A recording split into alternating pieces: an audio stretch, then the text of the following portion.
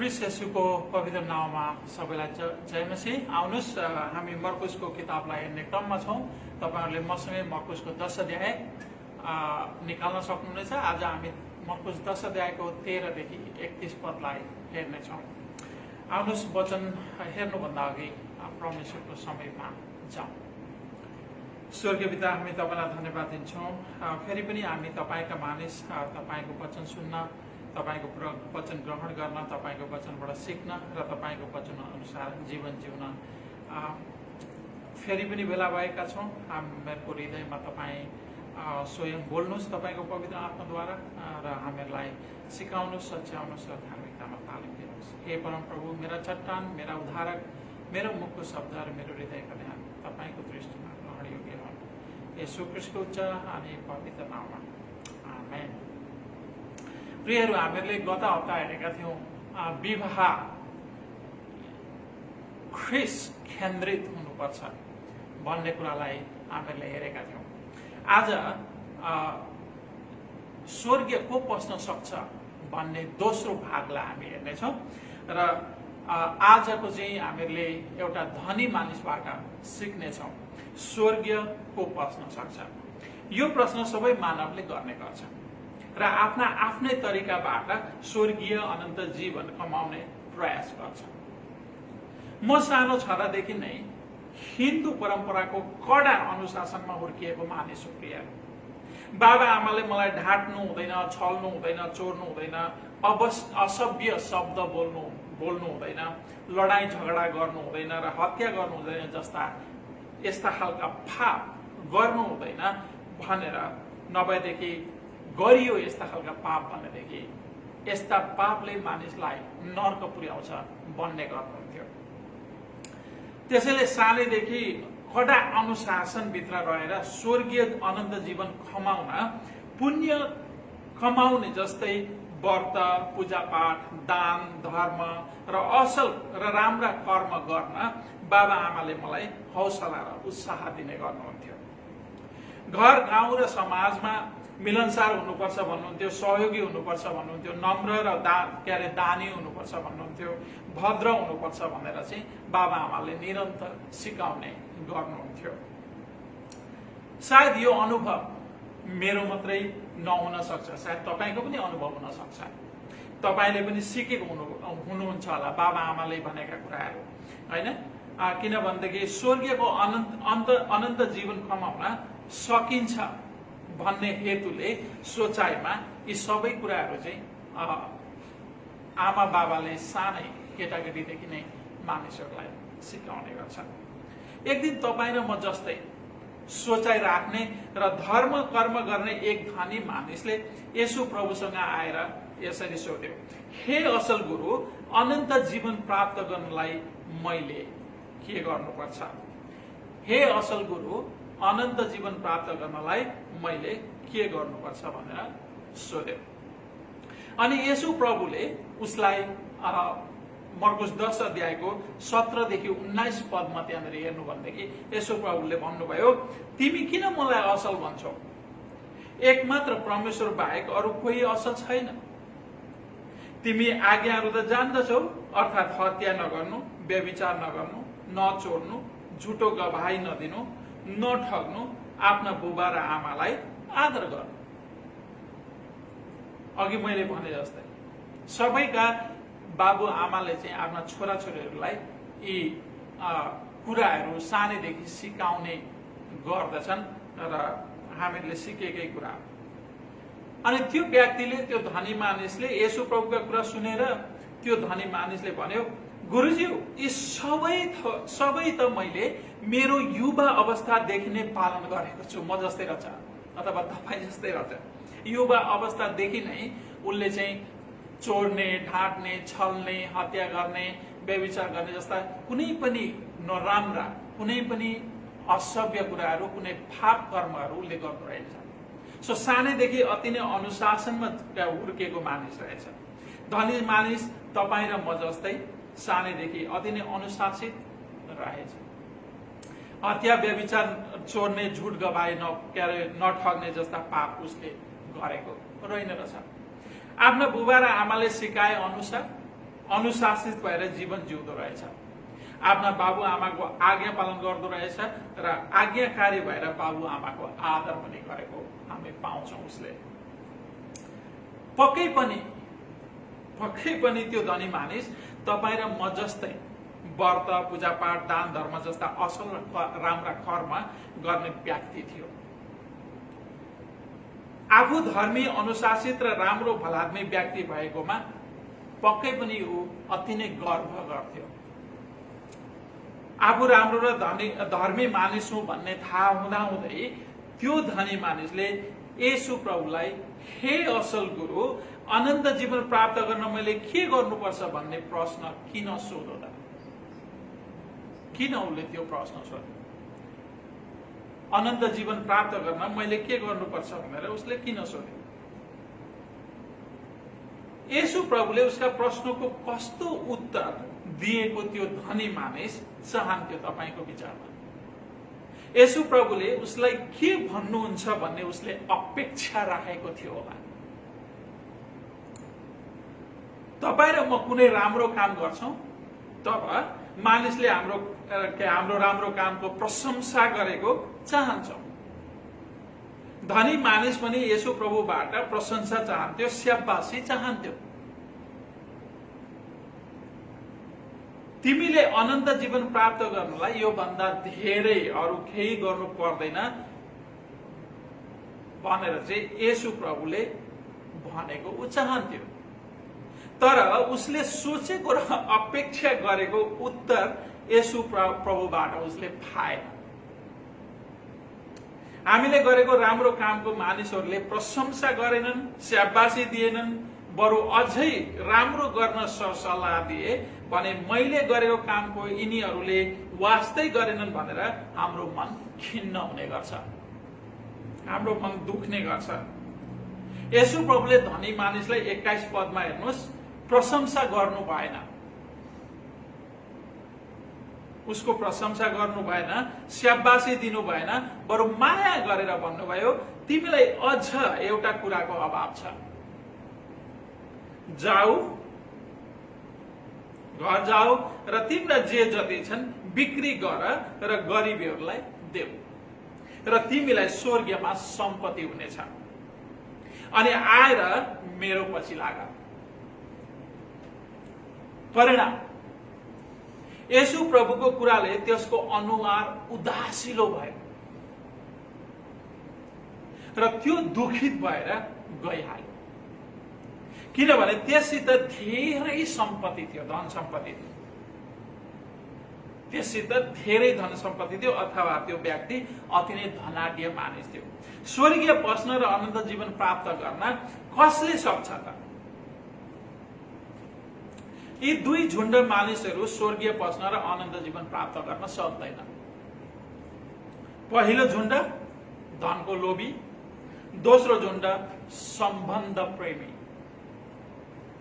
धनी र सम्बन्ध प्रेमीहरूलाई स्वर्गीय पस्ने कुरा सियोको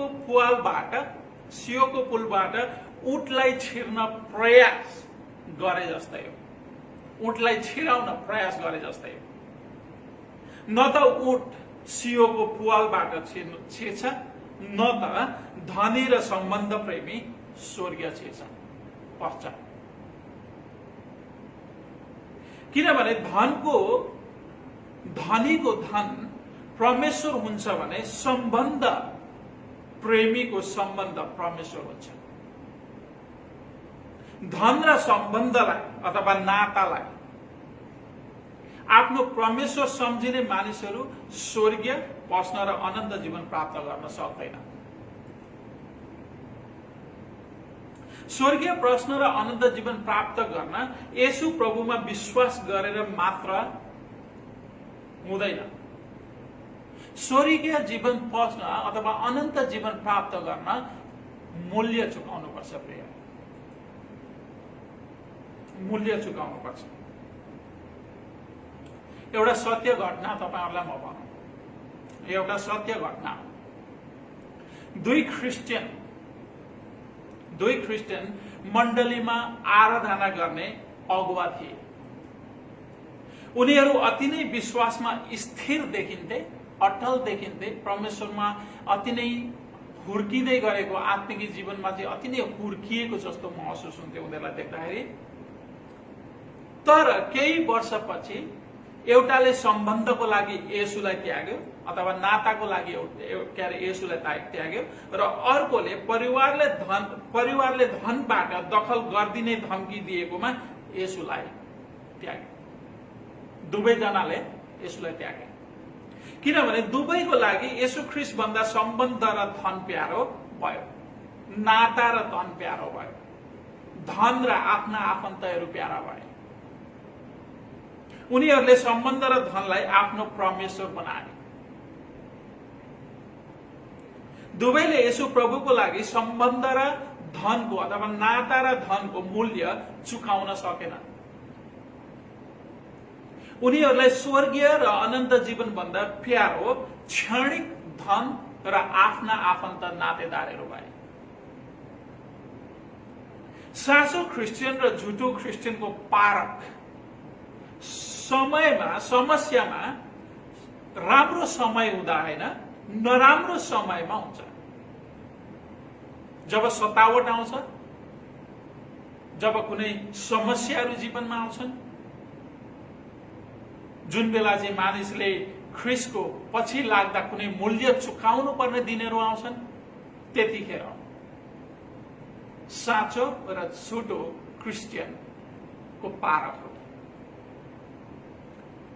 येशूको निम्ति परिआएको खण्डमा नाता, गोता र धन दुवै परित्याग गर्न सक्ने मानिस साँचो क्रिस्चियन हो। येशू प्रभु त्यो धनी मानिसको हृदय कहाँ र के कुरामा छ भनेर जाँच्न चाहनुहुन्थ्यो।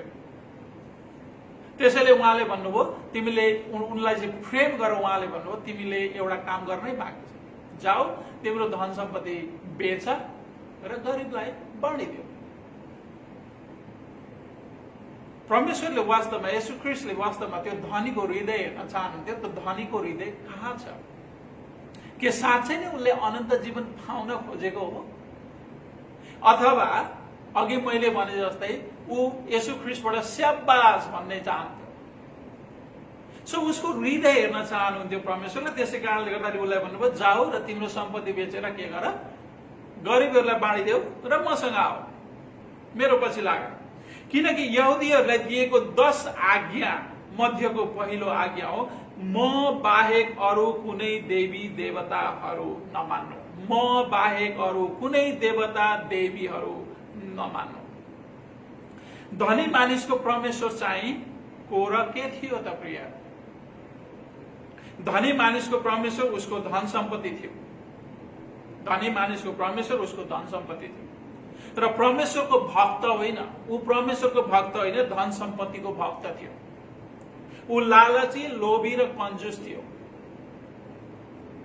त्यसै कारणले गर्दाखेरि उसको अनुहार अँध्यारो भयो, किनकि ऊ लालची थियो, लोभी थियो र कन्जुस थियो। उसले आफ्नो सम्पत्तिको अलिकति एक भाग पनि गरिबहरूलाई बाँड्न चाहँदैनथ्यो। देख्दै हुनुहुन्छ उसको लोभ? जब ख्रीष्टले भन्नुभयो जाऊ तिम्रो बेच र गरिबहरूलाई देऊ भन्ने बित्तिकै ऊ अँध्यारो मुख लगाएर फर्क्यो। ऊ लालची, लोभी र कन्जुस थियो। त्यसैले जब प्रभु येशू प्रभुले धन सम्पत्ति गरिबलाई बाँड्न भन्नुभयो, तब त्यसको अनुहार उदासिलो भयो र त्यो दुखित भएर गइहाल्यो। उदासिलो भयो, दुखित भएर गइहाल्यो। दुःख उसलाई के लाग्यो त भन्दाखेरि गरिबहरूको हेरचाह गर्न, गरिबहरूलाई सहयोग गर्न ऊ चाहँदैन थियो। उसको धनबाट कसै कुनै पनि गरिब, कुनै पनि नाङ्गा, कुनै पनि भोका, कुनै पनि असहाय, कुनै पनि विधवा, कुनै पनि अनाथलाई ऊ एक सुको पनि खर्च गर्न चाहँदैन थियो। अनि जब ख्रीष्ट येशूले गरिबहरूलाई बाँडिदिनको लागि भन्नुभयो, लोभी, लालची र कन्जुस भएको कारणले गर्दाखेरि ऊ उदासी भयो, दुखित भएर गइहाल्यो। यसकारण ऊँटलाई सियोको पुवालबाट छिर्न असम्भव भए जस्तै प्रियहरू धनी र नाता गोतालाई प्रेम गर्नेहरूलाई परमेश्वरको राज्य पस्न कठिन छ, किनकि उनीहरूको धनी र नाता गोतालाई प्रेम गर्ने मानिसहरूको के हुन्छ त भन्नुहुन्छ भने उनीहरूले परमेश्वरलाई भन्दा धनलाई र नाता गोतालाई प्रेम गर्ने गर्छन्। किनकि धनी र सम्बन्ध प्रेमीहरू अथवा नाता प्रेमीहरू धन र सम्बन्ध प्रति लोभी, कन्जुस र लालची हुन्छन्। अघि नै मैले भनिसके दुईजना क्रिस्चियनहरूको कहानी। एकजनाले एउटा केटाको लागि ख्रिस्टलाई छोडिदियो, त्यागिदियो भनेदेखि अर्कोले परिवारको लागि र धन सम्पत्तिको लागि ख्रिस्टलाई त्यागिदियो। लोभ, कन्जुस्याई र लालच परमेश्वरको नजरमा पाप हो। पापी मानिस स्वर्गीय र अनन्त जीवनको दावेदार हुन सक्दैन। स्वर्गीय र अनन्त जीवन कसले प्राप्त गर्न सक्छ? यो प्रश्न चेलाहरूले पनि के अरे 10 अध्यायमा सोधेको हामी पाउँछौँ। को सक्छ त? को बाँच्न सक्छ त? अनि परमेश्वरले भन्नुहुन्छ मानिसहरूमा जे असम्भव छ परमेश्वरमा कुनै कुरा असम्भव छैन, सबै कुरा सम्भव छ। पहिलो आफ्ना पापहरूको स्वर्गीय र अनन्त जीवन प्राप्त गर्न चाहने मानिसले पहिलो आफ्नो पापहरूको पश्चाताप गरेर र कुकर्म त्यागेर परिआएको खण्डमा धन र सम्बन्ध अथवा नातालाई पनि येशूको निम्ति परित्याग गर्न सक्ने र आफ्नो क्रुस उठाएर येशू ख्रिस्टको पछि दिनहुँ लाग्ने मानिसले स्वर्गीय र अनन्त जीवन प्राप्त गर्न सक्छ। दोस्रो, सानो बालक चाहिँ 13 देखि तपाईहरूले हेर्न सक्नुहुन्छ। 13 पददेखि 10 अध्यायको 13 पददेखि सानो बालक चाहिँ सबै कुरामा परमेश्वर प्रति निर्भर र भरोसा राखेर ख्रिस्ट प्रभुको भक्त भएर दायाँ बायाँ नहेरिकन केवल येशू प्रभुलाई आफ्नो परमेश्वर र राजा बनाएर अन्तिम घडीसम्म विश्वासमा स्थिर रहने मानिस स्वर्गीय र अनन्त जीवनको भागीदार हुन सक्छ। येशू ख्रिस्टको पछि लाग्नेहरूले आउने दुःख, कष्ट, सतावट, घृणा र त्यागको आफ्नो क्रुस उठाएर उहाँको पछि लाग्नुपर्ने हुन्छ। किनकि 8 अध्यायमा हामीले हेर्छौँ जब चेलाहरूले येशू प्रभुलाई म को हुँ भनेर सोधेपछि उनीहरूले तपाईँ ख्रिस्ट हुनुहुन्छ भनेर भन्नुभयो। येशू प्रभुले तुरुन्तै आफ्नो क्रुस उठाएर उनीहरूलाई उहाँको पछि लाग्न आदेश दिनुभएको थियो। जसले ख्रिस्टको पछि लाग्दा आउने दुःख, कष्ट, सतावट, घृणा र त्यागको सामना गर्न सक्दैन त्यो मानिस अनन्त जीवनको दावेदार हुन सक्दैन। प्रियहरू, एउटा तितो सत्य मलाई भन्न मन लाग्यो। एउटा तितो सत्य भन्न मन लाग्यो। येशूले मेरो पछि लाग्न मलाई नछोड्न म त येशू प्रभुले हामीले त्यो धनी मानिसलाई हेर्यौं भनेदेखि जब त्यो धनी मानिस एउटा उदासी मन भयो, जब ऊ दुखित भएर फर्क्यो, परमेश्वर उसको पछि कुद्नु भएन। ए नजा नजा नजा, मलाई नत्याग न, मलाई नत्याग, म एक्लो हुन्छु के, फर्केर आइज न, फर्केर आइज, पर्दैन, बेच्नु पर्दैन, तेरो सम्पत्ति बेच्नु पर्दैन, गरिबलाई दिनु पर्दैन भन्नु भएन। प्लिज प्लिज प्लिज प्लिज नजा नजा नजा नजा भन्नु भएन। येशू ख्रिस्टले आफ्नो पछि लाग्ने मानिसहरूसँग मेरो पछि लाग भनेर भिख माग्नुहुन्न। जब धनी मानिस उदासी भयो, दुखित भयो र फर्क्यो, परमेश्वरले के भन्नु? धनी मानिसलाई स्वर्गमा पस्न कति कठिन छ।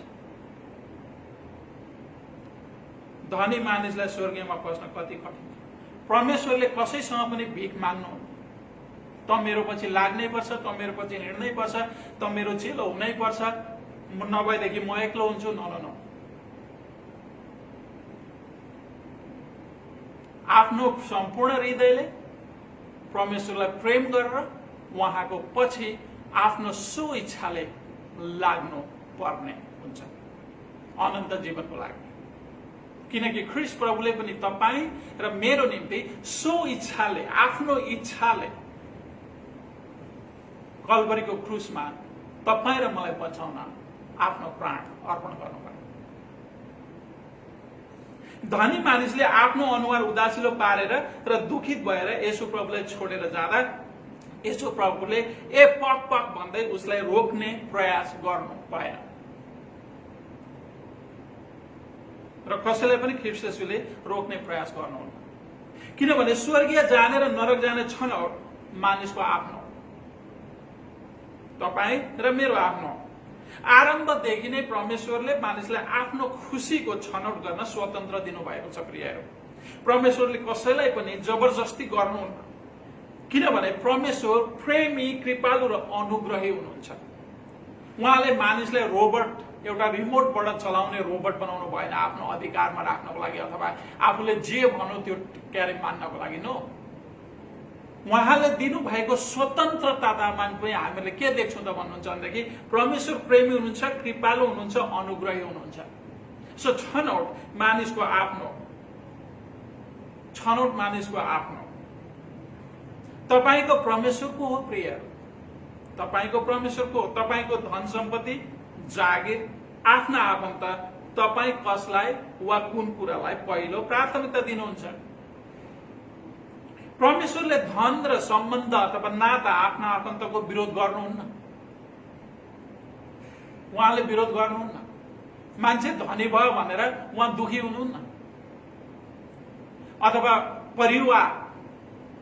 परिवार एउटा परमेश्वरले दिनुभएको उपहार मान्छेलाई उहाँ दुखी हुनुहुन्न परिवारलाई प्रेम गर्दाखेरि, आफ्ना आफन्तलाई प्रेम गर्दाखेरि। तर धन र सम्बन्ध अथवा नाता, आफ्ना आफन्तलाई आफ्नो परमेश्वर मान्ने र पुज्नेहरूको विरोध गर्नुहुन्छ। धन र नातालाई पुज्ने मानिसहरूको चाहिँ विरोध गर्नुहुन्छ परमेश्वरले, किनकि मानिस परमेश्वरको आराधना गर्न सृष्टि गरिएको, धन र नाताको आराधना गर्न सृष्टि गरिएको होइन। हामीसँग भएको धन परमेश्वरले हामीलाई सित्तैमा गरी खान दिएको आफ्नो संसारको, उहाँको आफ्नो संसारबाट उहाँले चाहिँ हामीलाई यो संसार गरी खान दिनुभएको छ। र धन, हामीहरूसँग जुन धन छ उहाँले दिनुभएको संसारबाट सित्तैमा दिनुभएको एउटा के हो त भन्दाखेरि परमेश्वरको अनुग्रह, वरदान हो, दान हो हामीहरूलाई।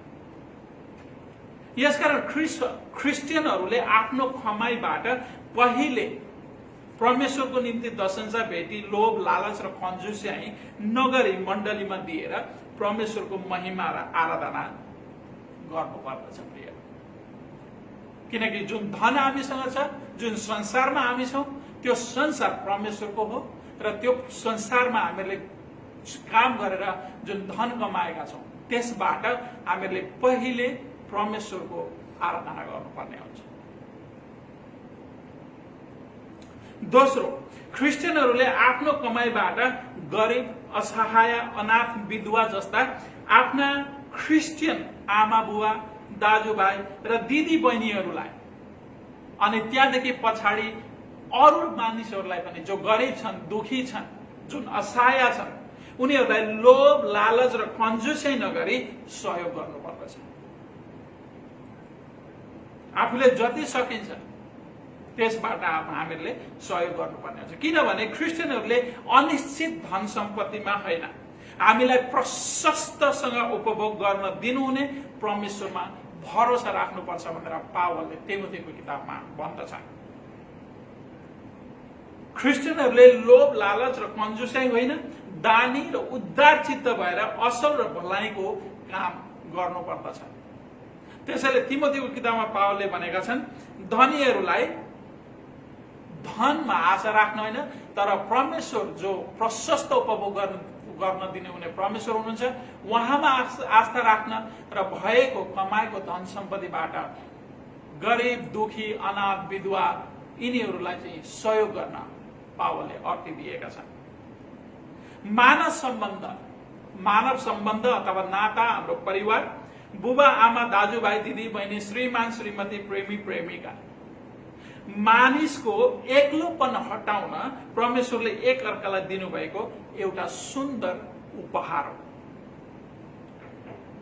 परमेश्वरले दिनुभएको उपहारलाई के गरिन्छ त भन्दाखेरि सुरक्षित राखिन्छ।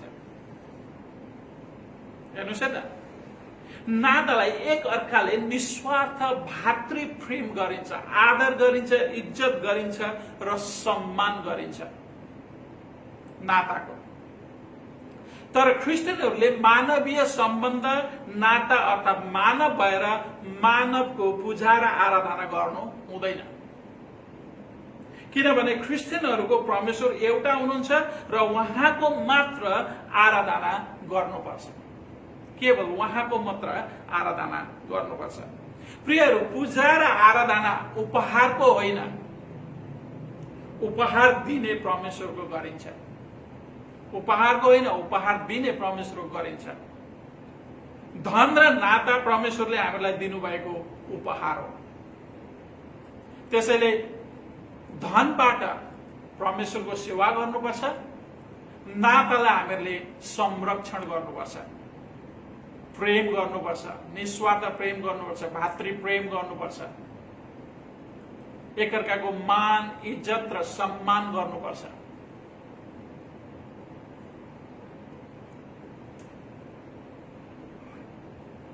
क्रिस्चियनहरूले आराधना र पूजा मानव र धनको होइन, यी दुवै कुरा हामीलाई प्रशस्त उपभोग गर्न दिनुहुने परमेश्वरको आराधना र महिमा गर्नुपर्दछ।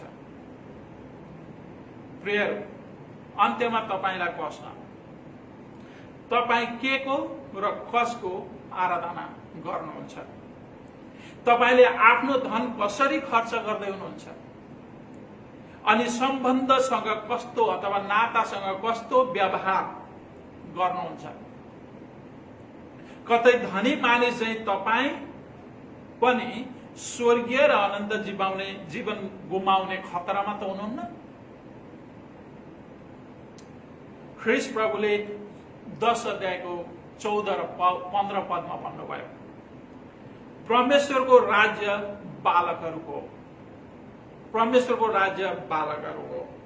यहाँनिर भन्नुहुन्छ, साँच्चै म तिमीहरूलाई भन्दछु, जसले परमेश्वरको राज्यलाई एउटा सानो बालकले जस्तै ग्रहण गर्दैन, त्यो कदापि त्यसभित्र पस्ने छैन।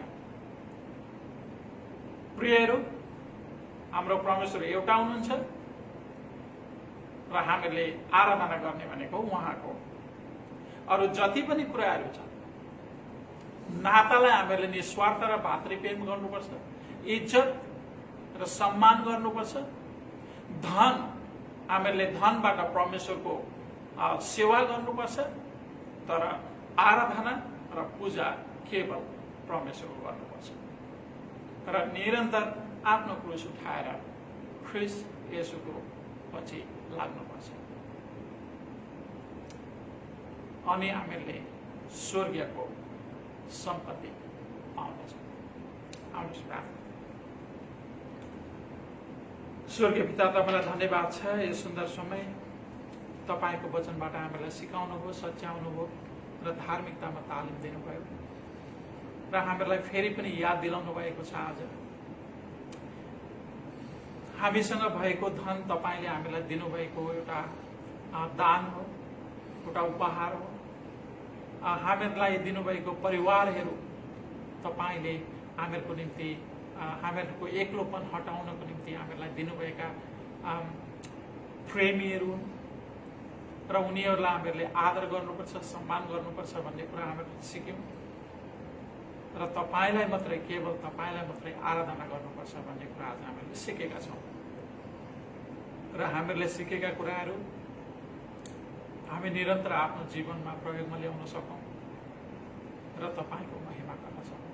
तपाईलाई धन्यवाद छ। येशू ख्रीष्टको उच्च अनि पवित्र नाममा आमेन।